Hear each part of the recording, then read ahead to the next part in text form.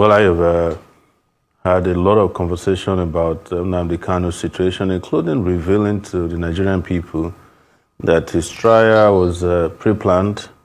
Everything that eventually played out on the day of his conviction had already been exposed by me on November 5.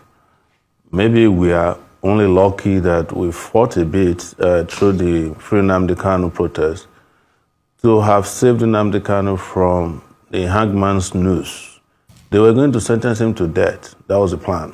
And you can check my Twitter and Facebook posts on November 5, because I was giving that information in advance. They also, as a result of that, got very upset that we had a protest in Abuja. They shot at us, tear gas, arrested his lawyers, myself, later, and took us to the court outside of, within Abuja, but, near Kuje, and sent us to prison for 4 days. After we were granted bail on a Friday, the judge who was supposed to sign off on our bail paper ran away. He didn't come back until Monday. They were already setting the agenda for Nnamdi Kanu's conviction, or whatever they were going to do.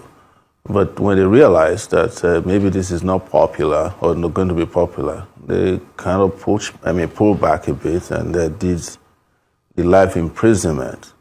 And they have also realized that even the life imprisonment has not stopped his life, or the life of what he stood for. Because it came at a time that, like I've always said, he prophetically predicted some of the things that are happening in Nigeria now.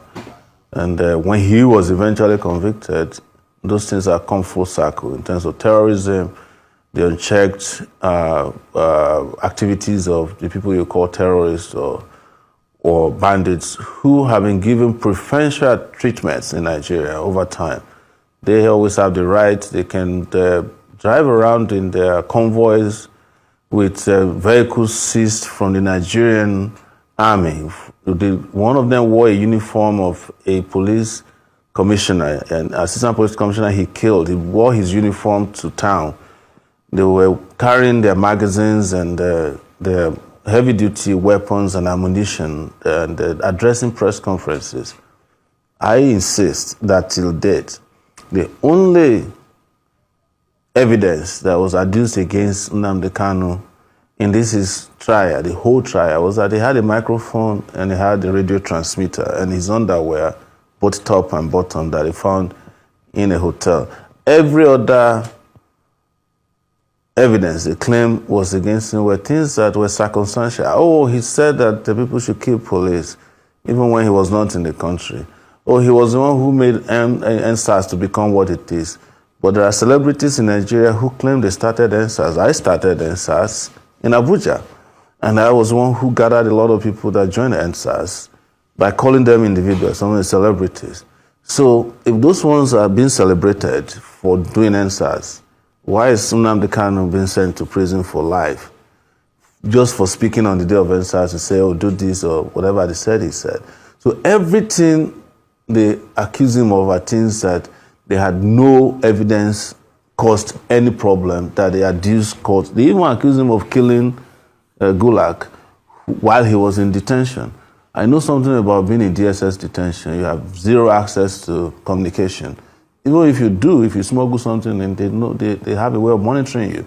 So how could somebody like that be sentenced to death? And the terrorist from one of the Boko Haram commander was sentenced to 20 years in prison.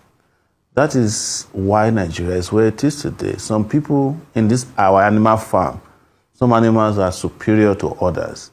And until that is addressed, until the justice applies to everybody in Nigeria, you are not going to get peace without justice. That's what so many of us have been saying, whether you like to hear it or not. But I feel it has come full circle now, that even those who felt like they can bamboozle others by saying, oh yeah, he did this, he's a bad person, they are now dealing with the real bad people. Unfortunately though, those real bad people have cover. They have immunity.